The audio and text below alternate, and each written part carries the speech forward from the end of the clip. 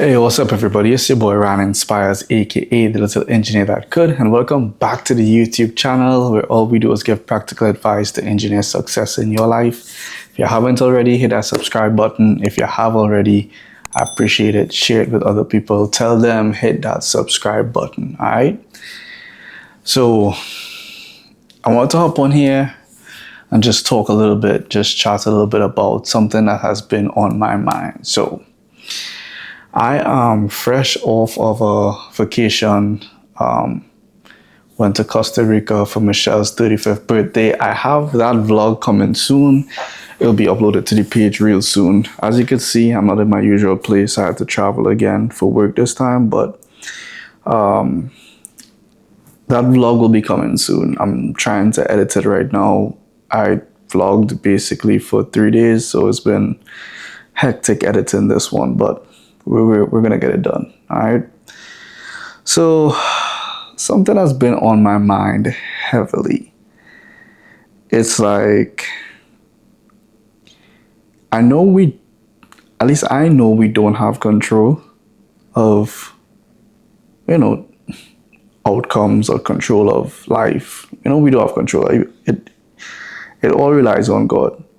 But there's something in my head as a dad, as a husband, as a brother, as a son, and I just feel like I know I don't have control, but like I feel like I could still control it a little bit. You know what I mean? Like I still feel like I could have impact or manipulate, or I'm always gonna be there, or I could solve. You know what I mean? So how this all started. So I just mentioned we went to Costa Rica, right? So we were in Costa Rica for about 4 days and great time, great time. Well, this is how it started. And it's going to be a little bit of story time, right? So bear with me. But it started with me and Michelle having to head to the airport, obviously. But before we could do that, Remy had to go to school because he was going to be taken care of by my sister and my friend, right? So, we were kind of cutting it close because it was a morning flight. And if you're in the DFW area, we're coming from Fort Worth to get to Dallas. Is traffic in the morning around 8 o'clock, 7 o'clock, 7:38, is rush hour traffic, right? But, we were like, all right, we'll still make it. So, we hit the tolls, which these tolls are getting ridiculously out of hand, but whatever. So we hit the tolls, we made it. Now I plan to park the car in the remote spot, hop on the little bus, the shuttle, let's take it to your terminal.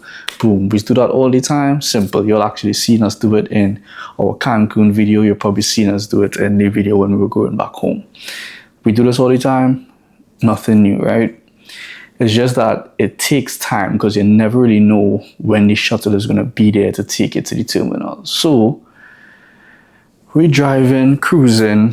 She's on the phone trying to check us in. I'm driving in my head, racing, trying to figure out, all right, how are we going to make this work to the point where we're not rushing to the airport to make it to our gate. So, we're driving, traffic all around us. You can tell people, on their way to work, is people putting on makeup in their cars, coffee, the people that just doing things to get upset. You're like, yo, drive your car. Come on, drive. But anyway, so we get to the airport and in my head, it was like, all right, let's go check in because we were having issues checking in, Michelle and I, because I don't know what, for some reason, our passports just don't be checking in with Americans. So went to the kiosk. We had a bag to check, which again, another ridiculous 4 days and we check in a bag. That's crazy, bro.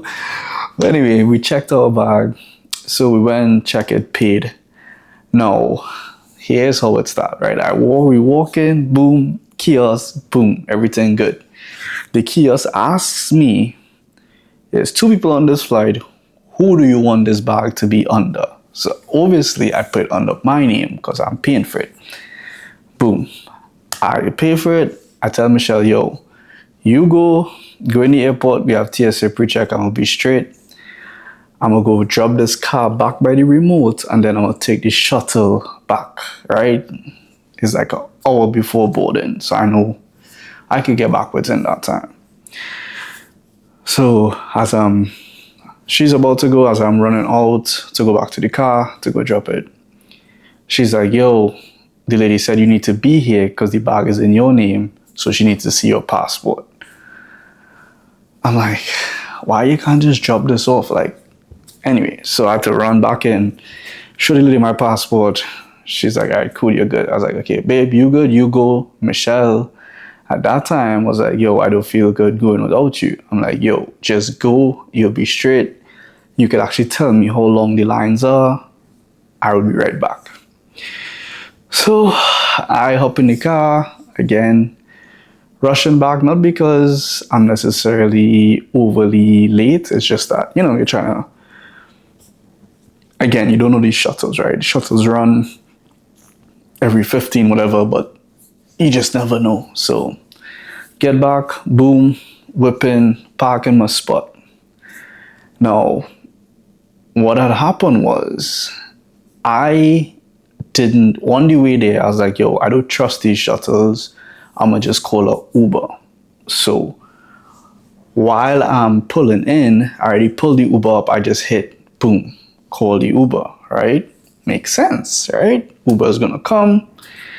So it turns out that Uber was like only like 2-3 minutes away. So I hop out the car, close the front door, bang, right? Open the back door, see my carry-on, boom, carry-on on. I'm not leaving nothing this time, right? So I said this time because it has happened before. Boom. Running, I was like, all right, I need to, just in case the Uber come and decide, let me rush. For some reason, this entire morning I was like, yo, let me rush. So I'm running back to go get the Uber that's not there. So I run back and I still have to wait. Hop in the Uber.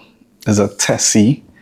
So, I'm asking the guy about the Tesla. I'm like, yo, yeah, you like this car, thing. Just making small talk with him, right? So we get to the terminal, have a safe flight, safe driving, hope you be safe today. Nothing to it. Check the time. I have like 45 minutes. TSA pre-check.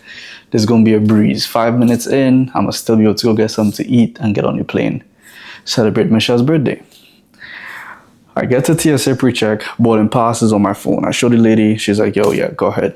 Something tell me, yo, check your bag to just make sure you have your passport. Now, in my mind, that was funny because I'm like, bro, I just showed the lady my passport. I know I have my passport. I did not leave it home, right? Crack my bag. I can't find my passport. I'm like, there's no way. This passport is definitely like, in one of these crevices somewhere. Check pockets. Not there.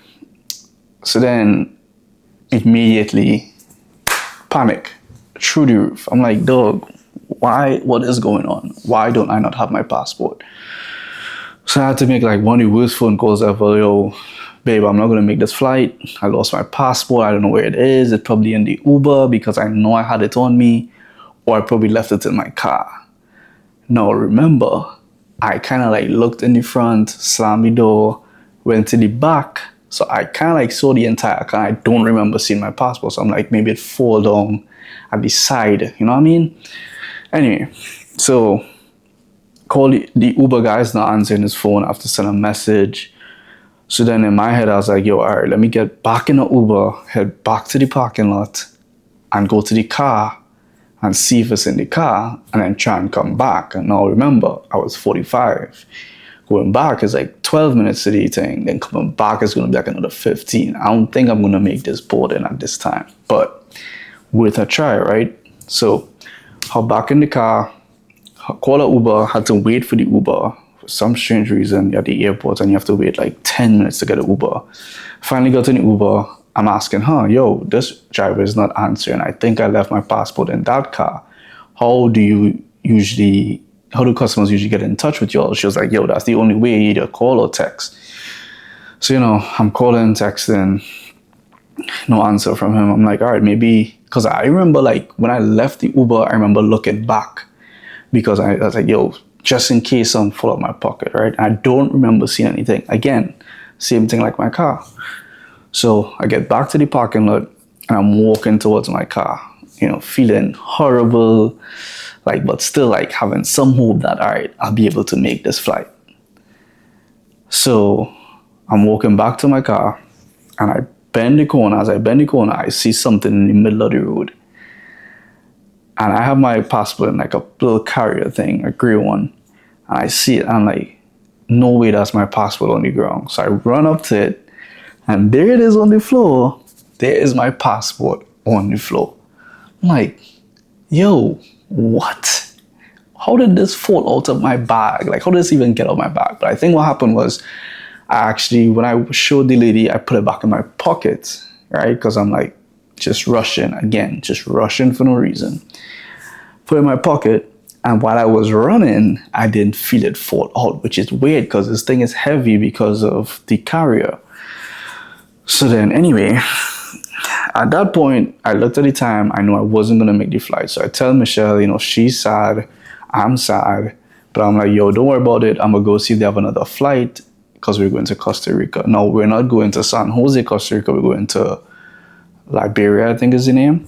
So I go back and they're like, yeah, that was the only flight. There's only one flight to there, straight from DFW to no connect, and you just go straight there.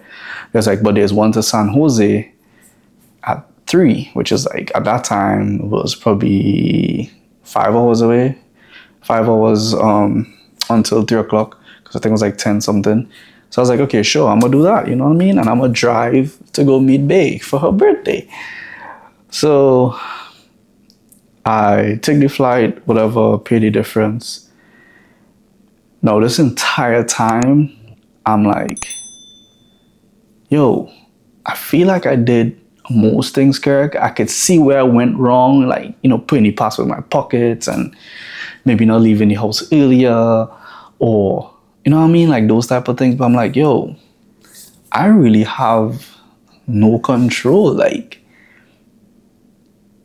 At any point in time, somebody could have passed, picked up that passport, not to steal it, but to return it to somewhere. They could have gone and returned it to the people in the parking lot. They could have gone to the airport and left it in the lost and found in the airport. And I would not have had a passport to be able to even leave the country, dog. And in my head, that's when I started thinking, yo, I really don't have, it was just at that time, it was just a thought. I really don't have any control. It's weird, this happened this way. So long story short, blah, blah, blah. Went to San Jose, stayed there the night, then flew into to Tamarindo where we stayed. Had a good time, right? In Costa Rica, living it up, boom. Calling our son every, day, twice a day, whatever. He's straight. He with family members, he with friends. He's good. Now, the Monday is when we left to come back to the States. Now, this entire time, everything is good. Rene is good. Michelle's good. I'm good. Friends who we went with, they've been good. Everybody is we're having a good time. So we're coming back. We're driving back from Tamarindo to Liberia, which is an hour and 30 minutes. Now, I have roaming on my phone, but for some reason, I was like, yo, I'm going to take this off because I'm in the car. So I'm going to just take this off and leave it. I put the data back on, and there's Rene's nurse, school nurse messaging me yo, you need to come get Rene. But at that time, my sister had already called me 3 times. So I'm like, yo, this is serious. What's going on? So I hit the nurse back, and then I called my sister, and she was like, yo, they tell me come get Rene because he swallowed a coin. I'm like, yo, what? He's like, yeah, come get Rene. He swallowed a penny. So I'm going to go get him, take him to the doctor. No, that was one of the scariest, confusing things ever, because I'm out of the country, I'm nowhere near him, and he has to go to the doctor, which eventually turned into him having to go to the ER. So we're en route to the airport. I get to the airport. I'm trying to coordinate him going to his primary care doctor. they saying, yo, you need to sign something to let your sister bring him in. I'm trying to do all that. And for some reason, we got there early. The plane is like boarding hella early. But I'm like, all right, if I get on this plane, I'm going to lose the roaming and I'm not going to be able to talk to my sister to figure out, what is what, or give her instructions to, yo, the insurance is this, you know what I mean? So we get on the plane, Michelle's freaking out, I'm worried. And in that same scenario, I'm like, yo, again, no control, bro. Like, I feel like, again, we did everything right. We left him in good care, and it's not their fault.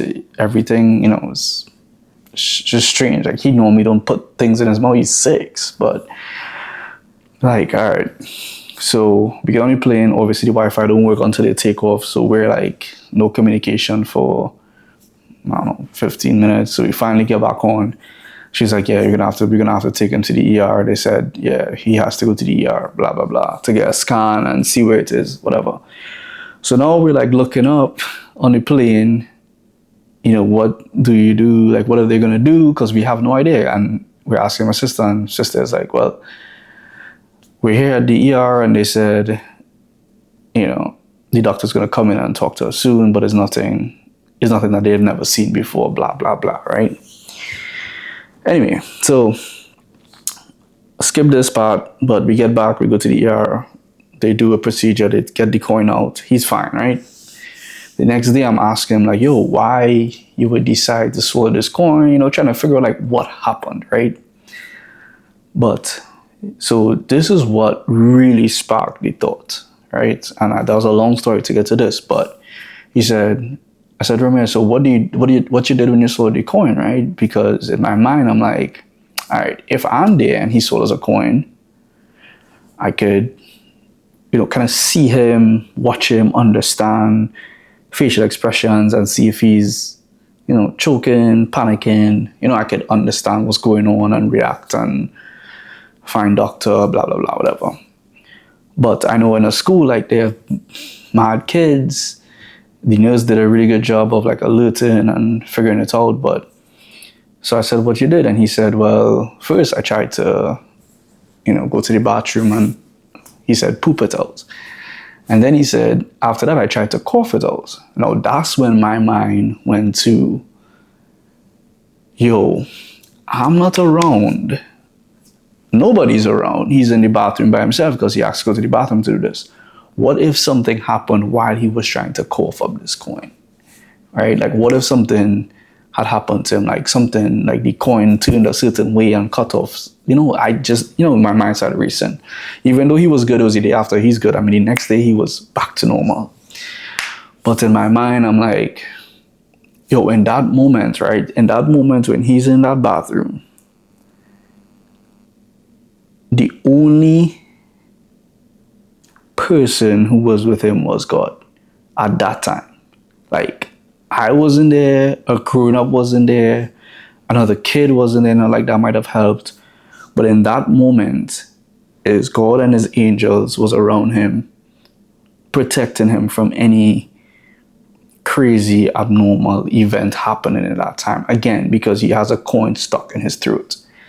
So that's when I started to think, I'm like, yo, how much control do I really have? Like, again, I'm not near Michelle and Romeo right now. I'm away from them.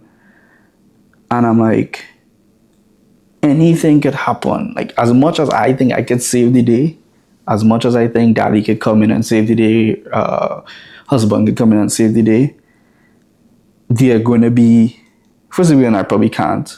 God is the only person who could save the day. And two, there are going to be times when I am not around and there's nothing I could do. Like, not in a helpless way, but in like I'm not around to do it. I'm just not there. Or it's out of my jurisdiction. Like, it has nothing I can do about it. Like, if, if something is that, like a doctor had to go in and get that call, and I couldn't do it. We didn't get to go in the emergency room, in the OR to see what they were doing. So it's like, you really have to rely on the fact that God is in control 100% of the time. Like 100% of the time. Because without that,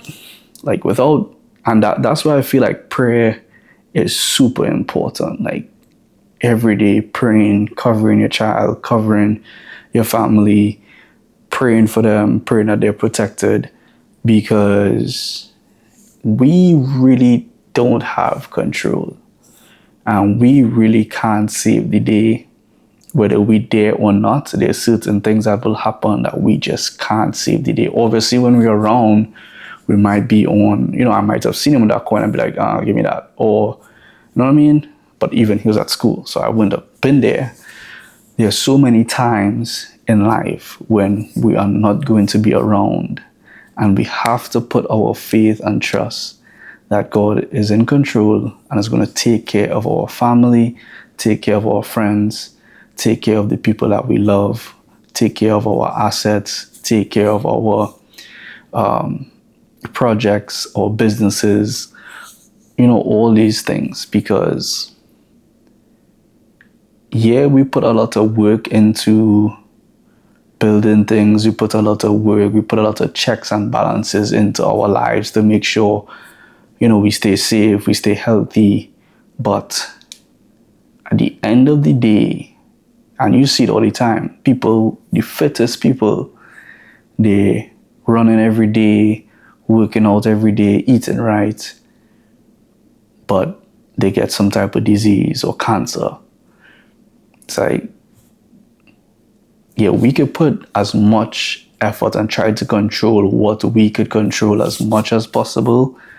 But at the end of the day, God is the new one in total control. And we just have to pray and keep asking that God will protect and God will bring us through. Even if we end up in it, that God will bring us through it. And He will continue to preserve us, because I'm telling you,